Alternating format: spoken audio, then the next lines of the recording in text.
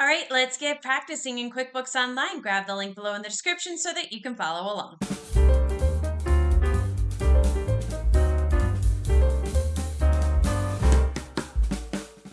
All right, here we are in the QBO Gym. And the QBO Gym is a place where we have numerous exercises that simulate real life scenarios that you may encounter as a bookkeeper.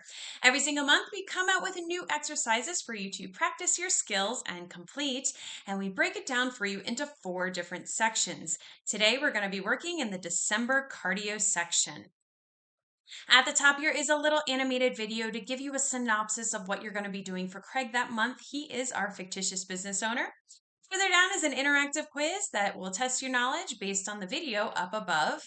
Further down are all of the exercises in this section. And then at the bottom here is a little optional section that after you have completed all of the exercises, we have some prompt posts that you can use on LinkedIn to share with everybody what you have learned so far.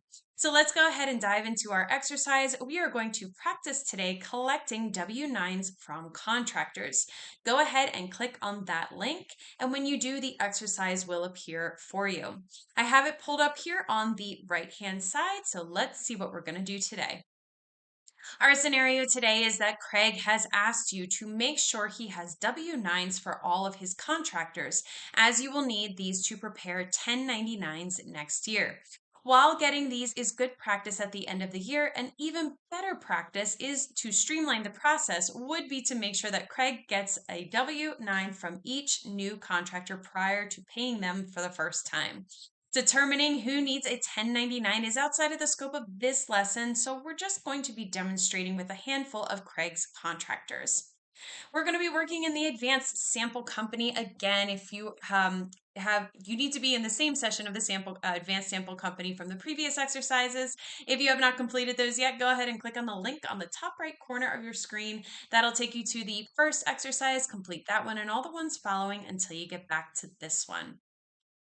So we're going to start by looking at the contractor page. From the left navigation bar, we're going to hover over expenses and then click on contractors. So here I am in the advanced sample company. This is the last page that I left off of from the previous exercise. So let's hover over here over the expenses, and then we're going to click on contractors.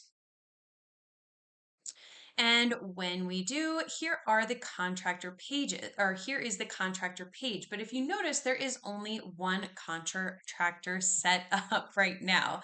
So let's set up a few more. We're going to click on vendors. That is this tab right here.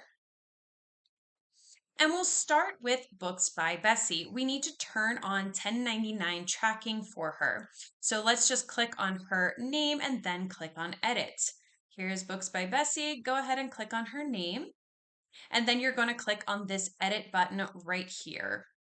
Now we need to scroll down until we get to the additional information section, and then we want to click on this checkbox next to track payments for 1099.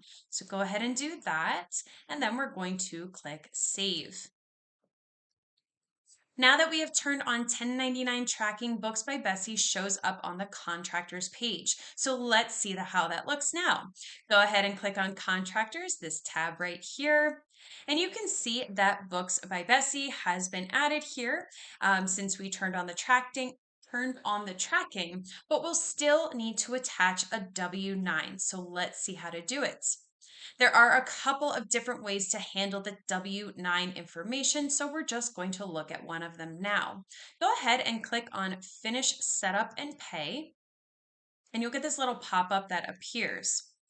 Now you will notice that with this option, you can have Intuit email them an invite to create a free account to fill out their info. If you choose this option, Intuit will automatically create a self-employed QBO subscription and will continue to remind them until they complete the setup. Some may find this a bit annoying, so we're not going to use this process. Go ahead and click on the X and we'll do this a different way. Instead, we're just going to add the information manually. We could do it from the previous screen, but let's look at another way. Go ahead and click on Books by Bessie, and then we're going to click on Add. So click Books by Bessie, and then there is this Add link. Go ahead and click on that. we're going to select the business files taxes using an EIN field, which is this one right here. And you'll get a little bit more information show up here. You'll note that if the W-9 shows the social security number, so when they send you the W-9, if it shows the social security number, you would choose the other one, this individual files taxes using a social security number. So in the employee identification number, we're going to type 1, 2, 3, 4, 5, 6, 7, 8, 9, which happens to already be in there. But you can go ahead and just, or it looks like it's already in there. I'm sorry. So we're just going to basically just type over that. And there we go. You will notice that all information for Books by Bessie was pre-filled out. If you scroll and you can see all of this information, which is a good idea when you're doing this in real life to always verify that it's correct. So all we needed to do was add the EIN, the employee identification number from the W-9, which is great. So let's go ahead and click on Save right down here. And now let's take a look at how things look. Go ahead to the back to the contractors page by clicking on contractors. And now you will see that it shows that the W-9 is ready, which is great. So let's add a few more. Now this time for our first faster workflow, we'll edit all vendors to 1099 contractors prior to going to the contractor tab and then updating the W-9s. So let's go back to that vendor tab first and check off those boxes to track the track for 1099. So the first one that we want to do is for Ellis Equipment. So scroll down a little bit. Here is Ellis Equipment Rental. Click on them and then click on Edit. Once again, we're going to scroll down to that additional info section, which is right here. We want to go ahead and click on the checkbox next to track payments for 1099 and then click on Save. All right, so that one has been adjusted. We need to do another vendor, so just click on the Vendors tab again. This time we are going to be looking for Hall Properties. So scroll down a little bit until you find them. Go ahead and click on their name, and then you're going to click on Edit once again. Now we need to once again scroll down to that additional info section, and then we're going to click on the checkbox next to Track Payments for 1099. So go ahead and do that. Now, I'm going to pause here for a second because you'll notice here that this is grayed out, but you can see that there are numbers in here. And that is because they have already added their business ID. So we'll see how this affects the W-9 readiness in just a moment. For right now, we're just going to go ahead and click on the green Save button. And now that we've added those two vendors to track their further 1099, now let's update the W-9 information. So we're going to once again click on that Contractors tab. And as you will see, there's the two that we just added, Ellis Equipment Rental and then Hall Properties. Let's start with Ellis Equipment Rental, click on them and then click on Add. So click on their line and then click on the Add link right here. Now for this one, we are also going to do the business files taxes using an employer identification number, which is that EIN. So go ahead and click on that. And this time in the employer identification number, we're going to click into it and add this number 345678901.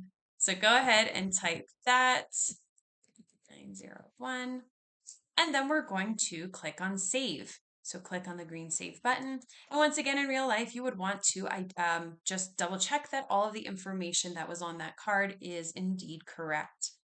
Now let's go back to the Contractors tab. Click on Contractors. And as we mentioned before, the W-9 was the ID was already added in their original profile, and so this time it is showing that it is W-9 ready. And this is again because that business ID was already in the record. Even though it's true, let's just check to verify that we really have all of the needed information. So let's click on Hall Properties. Click on them. And then this time we're going to click on this little pencil icon so that we can get that same page that we had for the other one. Now you'll notice that the email field right here is empty. We want an email on record so that we can send the 1099 through email if that is what Craig decides to do. So we want to, in the email field, type hall@hallproperties.com. So go ahead and click into that. You can go ahead and actually just highlight over this if you want. I'm on a PC, so just click on Control C if you have a PC as well. Click into the email and do a copy paste, which is a Control V. And then you can simply just click on Save. And now let's see how what we have now that we have added that. So let's go ahead and click on that Contractors link one more time. And you will notice now that we have all of our contractors set and they all show that they are W9 ready. Now, even though some of our contractors will not be paid enough to receive a 1099, it is good practice to have a W9 on file for all of them so that we never have to rush to get them at the end of the year if a contractor goes over that particular threshold at the last minute. And that is it. That is how we would collect W9s and then we would enter the information in QBO. And if you have any questions or want to know more about the QBO Gym, just go ahead and click on the link below in the description. We have finished the cardio section. We move on to the strength training section with our next exercise where we practice creating a custom field in an invoice. And I will see you in the next